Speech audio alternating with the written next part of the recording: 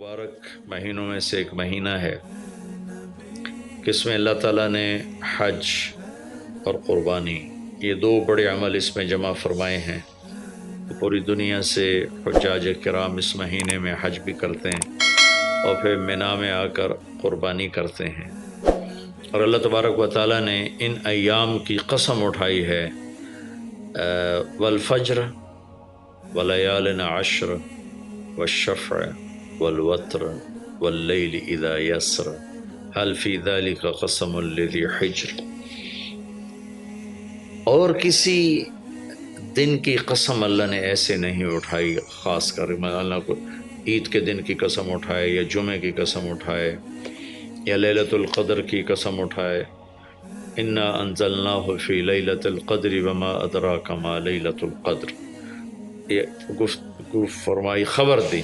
لیکن والفجر، مجھے قسم ہے فجر کی، اس سے مراد 10 تاریخ کی صبح جو 9 کا دن گزار کے حج کا دن ہوتا ہے، اور وہ گزار کے جب 10 کی صبح یعنی قربانی کی جو صبح ہے، اللہ نے والفجر اس کی قسم اٹھائی۔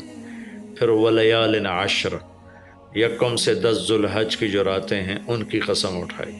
وہ شفع، یہ 10 کے دن کی قسم اٹھائی۔ والوتر، اور یہ اللہ تعالیٰ نے 9 تاریخ کی قسم اٹھائی۔ واللیل اذا یسر، اور یہ 9 اور 10 کی درمیانی رات کی اللہ تعالیٰ نے قسم اٹھائی۔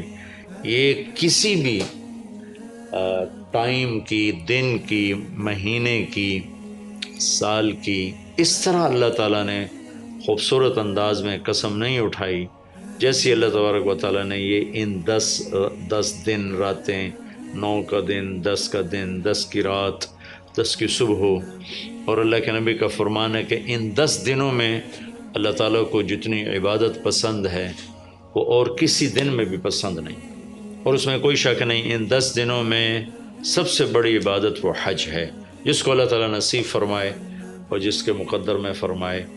حج ان 10 دنوں کی سب سے بڑی عبادت ہے۔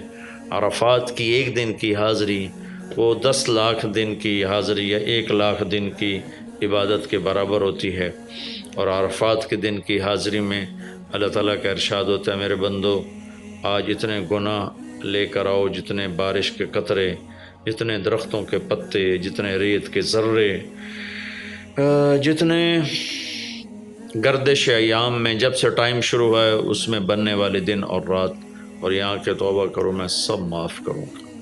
اور عرفات کے دن جتنا شیطان ذلیل ہوتا ہے اتنا کسی دن بھی ذلیل نہیں ہوتا، اور میرے محبوب صلی اللہ علیہ وسلم نے یہ دن حج کا، عرفہ کا، زور اثر کٹھی پڑھ کے پھر سارا دن شام تک کوئی 5-6 گھنٹے مسلسل دعا مانگی، اور آپ نے فرمایا کہ اس وقت میرا اللہ میرے صحابہ پہ فخر فرما رہا ہے، اور قربان جاؤں خطاب کے بیٹے پر، فرمایا، اور عمر بن خطاب پہ اس وقت میرا اللہ خاص طور پہ خوش ہو رہا ہے، اور خاص طور پہ عمر بن خطاب پہ اللہ تعالیٰ فخر فرما رہا ہے۔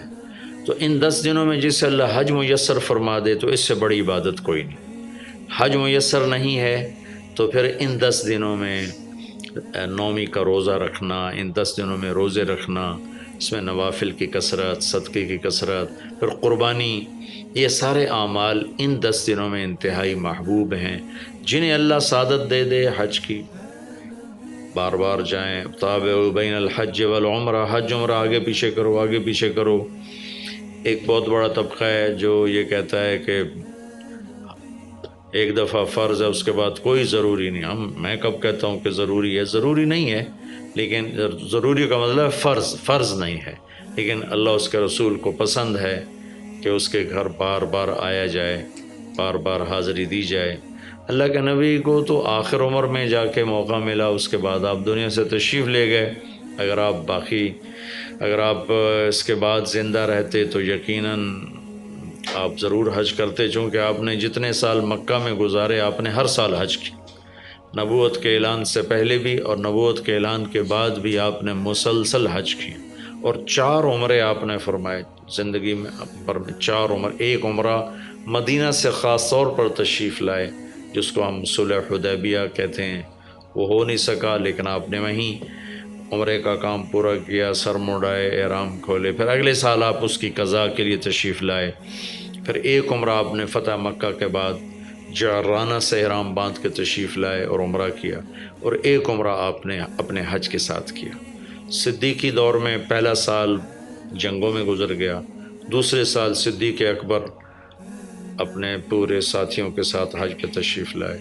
فاروقی دور میں عمر بن خطاب رضی اللہ تعالیٰ 10 سال حکومت کی، 10 سال حج کیا، ہر سال حج پہ تشریف لائے۔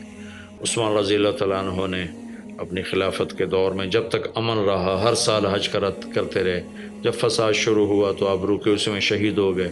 علی رضی اللہ تعالیٰ عنہ کو موقع نہیں ملا، جنگوں میں زندگی گزر گئی، اور اسی میں آپ اللہ پاک کی بارگاہ میں پہنچ گئے۔ تو لیکن باقی 3 ساتھیوں کی خلافت کے دور میں آپ نے بکثرت حج اور عمرے کیے۔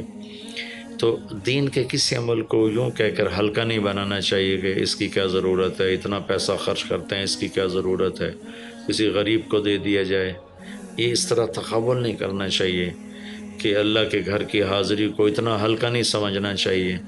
میرا اللہ بلائے تو بار بار جانا چاہیے، اور جس کو اللہ توفیق دے عمرے پہ جائے، حج پہ جائے۔ ہاں، غریبوں پر بھی خرچ کرے، اپنے رشتہ داروں پر خرچ کرے، ضرورت مندوں پر خرچ کرے، لیکن اللہ کے فضل سے امید ہے جو اس طرح اللہ کے گھر جانے پر خرچ کرتے ہیں تو اپنے اللہ کے فضل سے غریبوں پر بھی خرچ کرتے ہیں۔ اس کو آپس میں یوں اس کا مقابلہ نہیں کرنا چاہیے، چیز اللہ کو پسند نہیں ہے۔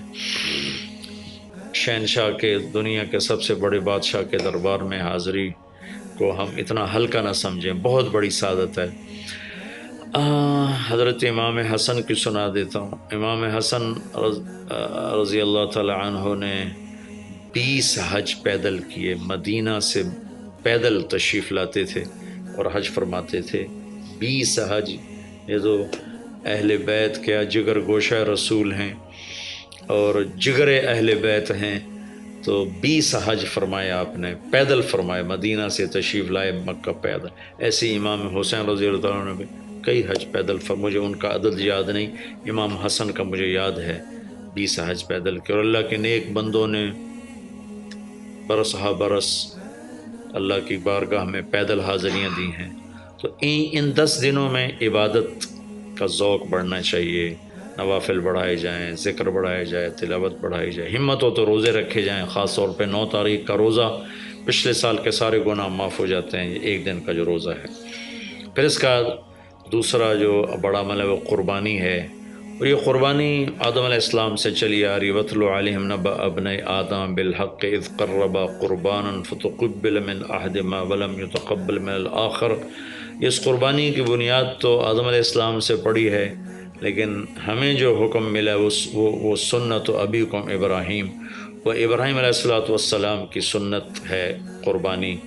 ایک بہت خوبصورت قصہ ہے اور بہت عجیب و غریب قصہ ہے کہ اللہ پر سب کچھ لگا دینا۔ ایک شخص کو اولاد کے لیے دعا مانگتے مانگتے مانگتے کچھ 60 برس گزر گئے۔